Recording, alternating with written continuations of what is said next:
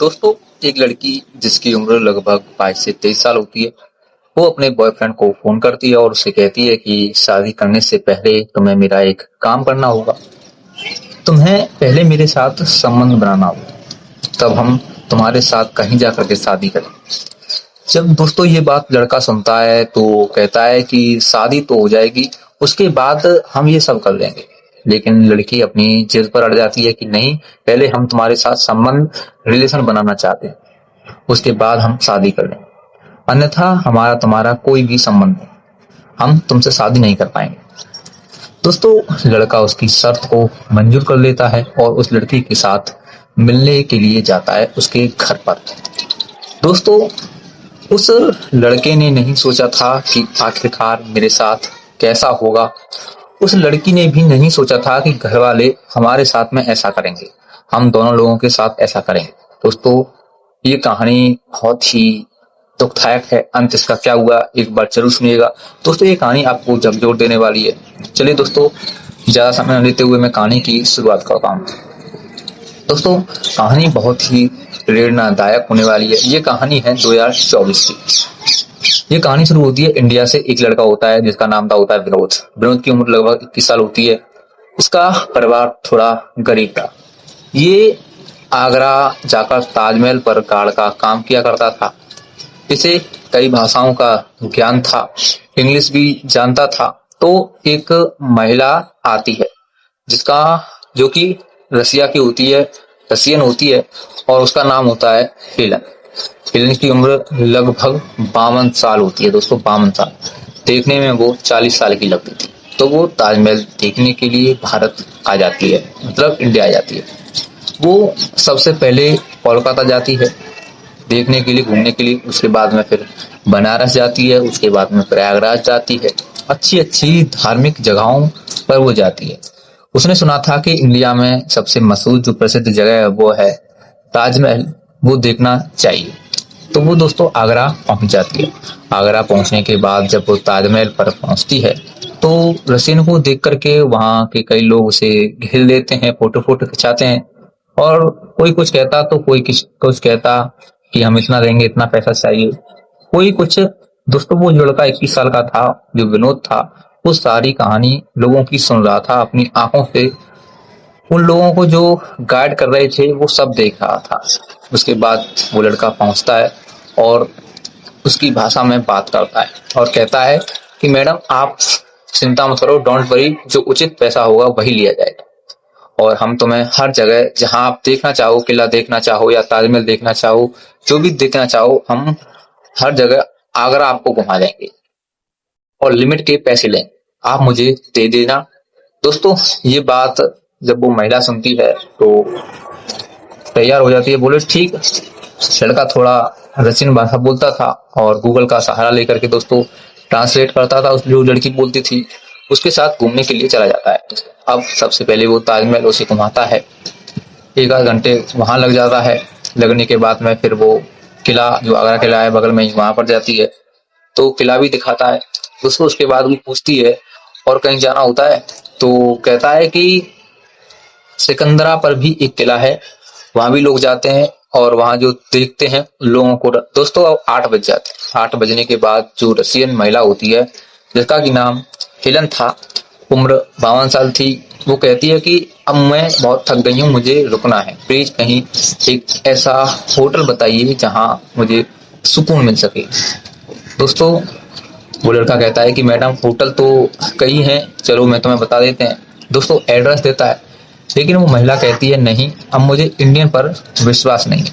कोई कुछ कहता है, कोई कुछ कहता है, तुम मुझे एक अच्छे इंसान लगते हो, अच्छे फरिश्ते हो मेरे लिए, तो तुम मेरे साथ चलो, मैं होटल में तुम्हारा खर्चा उठाऊंगी, तुम मेरे साथ रुकना। लेकिन दोस्तों, जो लड़का जो था वो कहता है कि आप क्या कह रहे हैं, मैं कभी किसी के साथ रुका नहीं हूँ। लेकिन वो लड़का जो विनोद था, 21 साल का था, वो बहुत समझदार था। वो महिला से ज्यादा जिद करती है दोस्तों, उसके साथ चला जाता है। एक होटल में जाकर के कमरा बुक करते हैं और दोनों रात बिताते हैं। दोस्तों, वो महिला उसे बहुत सारी इंडिया के बारे में बातें पूछती है तो लड़का कहता है कि मैं ज्यादा दूर तो नहीं गया हूँ, लेकिन मैं हर जगह तुम्हें गाइड करके दिखा सकता हूँ, हर जगह मैं तुम्हें घुमा सकता हूँ। दोस्तों फिर वो महिला पूछती है कोई और अच्छा देखने वाला किला है या कोई अच्छा अजूबा? तो वो कोई एक किला बताता है, फतेहपुर सीकरी का बताता है। धर्म की बात चलती है दोस्तों, मथुरा वृंदावन की बात चलती है। तो महिला कहती है कि सबसे पहले मैंने सुना है कि तुम्हारे यहाँ सबसे ज्यादा भगवान को माना जाता है, तो वो गॉड कौन है, वो भगवान कौन है, हमें दिखाइएगा। तो लड़का कहता है कि सुबह हम आपको ले चलेंगे। दोस्तों महिला और वो लड़का उस रात होटल में दोनों चैन की नींद लेते हैं, लेकिन कोई दोनों संबंध नहीं बनाते हैं। कोई बात नहीं, तो सुबह हो जाती है, नहाते धोते हैं, महिला पूरा उसका खर्चा उठाने को तैयार हो जाती है। लड़का जो था वहां से वृंदावन पहुंच जाता है। वृंदावन जाने के बाद वहां लोग उसे घेर लेते हैं। रसियन देख करके उसके साथ पहले से ही गया था। लड़का जो था एक किराए पर टैक्सी करता है। टैक्सी के बाद वृंदावन, मथुरा, बरसाना, गोवर्धन जहां भी था वो हर जगह उसे घुमाता रहता है। दोस्तों घुमाने के बाद उसे एक दिन नहीं लगभग 15 दिन उस महिला के साथ हो जाते हैं। तो जो लड़का के पिता होते हैं उसे फोन करते हैं, कई दिन से तू घर पर नहीं आया है।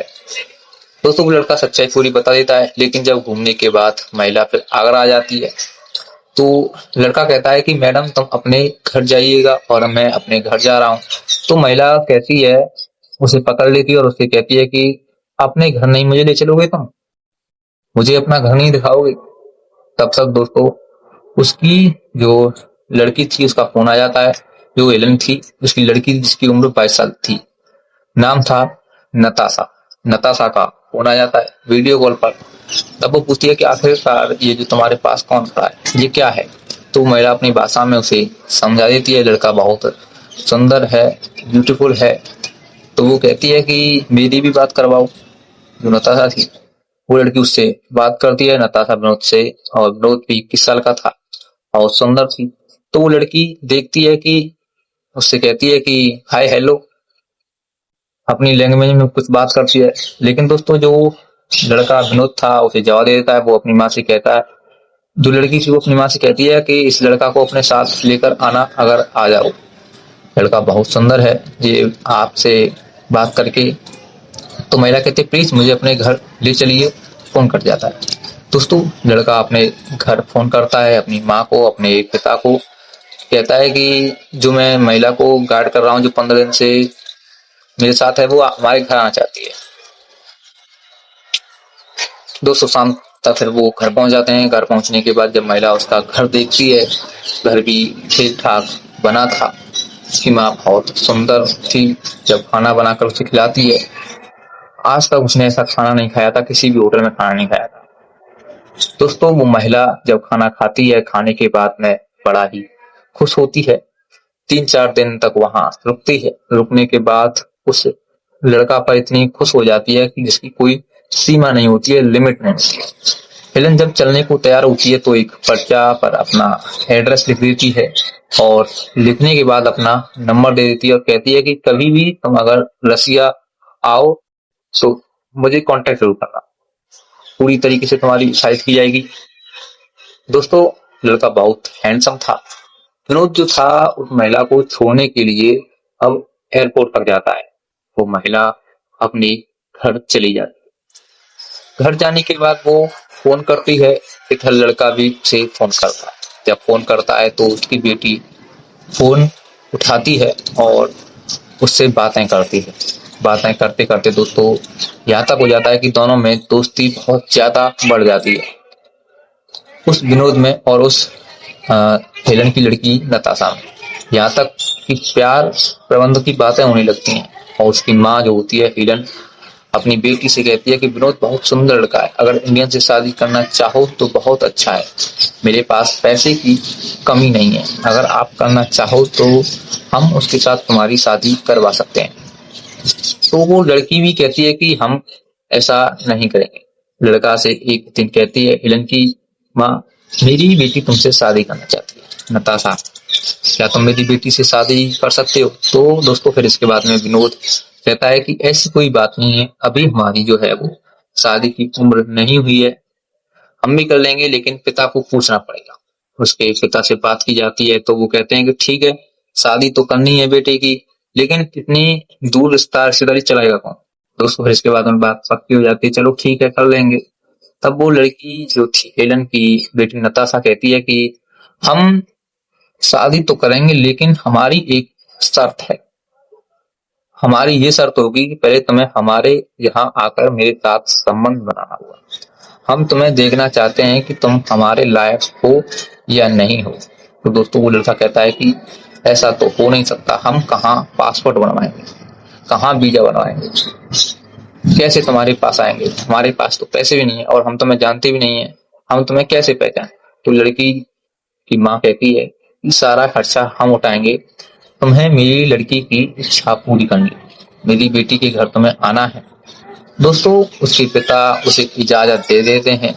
विनोद जो था उसका सब वीजा वीजा वगैरह सब तैयार करता है और चलने को तैयार हो जाता है। लेकिन उससे पहले उसे मालूम था कि क्या कुछ होने वाला है, उसे कुछ नहीं मालूम था। जब वो वहां पहुंचता है तो लड़की खुद ही अपनी गाड़ी से देखने के लिए उसे पहुंच जाती है।